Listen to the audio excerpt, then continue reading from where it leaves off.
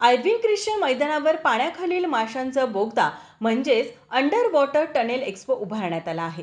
यामध्ये माशांच्या विविध जाती असलेल्या red gold fish, oscar, silver gold, black gold, piranha, tetra, लेझर, शार्क, कोईकर, ॲलिगेटर, आरफामा अशा माशांच्या प्रजाती या ठिकाणी पाहण्यास मिळत आहेत, अशी माहिती एक्स्पोचे मॅनेजर जयराज यांनी पत्रकार परिषदेत दिली.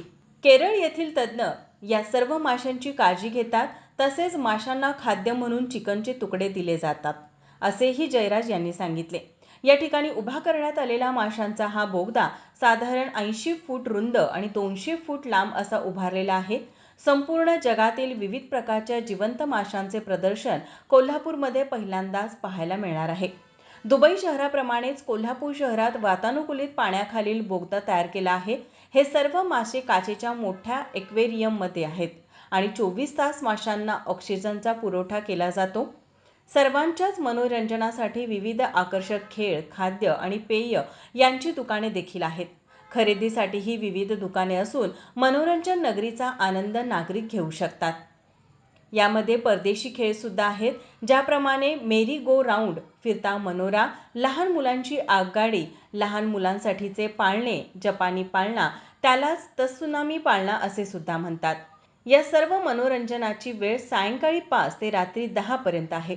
तरी 3 जूनपर्यंत कोल्हापूरकरांनी या मनोरंजन नगरीचा लाभ घ्यावा असे आवाहन एक्स्पोचे मॅनेजर जयराज यांनी केलं.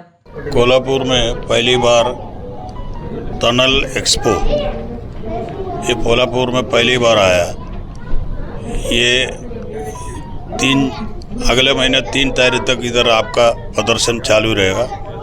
उसके बीच में सब आदमी को अभिनंदन है, एक टाइम आके अवश्य ये प्रोग्राम देख लीजिए. बस दुबईप्रमाणे ज्या प्रकारे मासे असतात ते आपण कोल्हापुरात टनल चालू केलेलं आहे.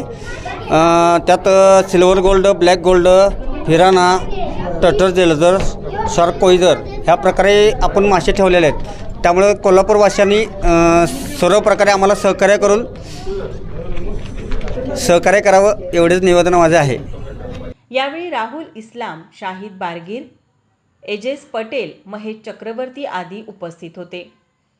कॅमेरामन नाज अत्तारसह अमृता पवार, माझा महाराष्ट्र, कोल्हापूर.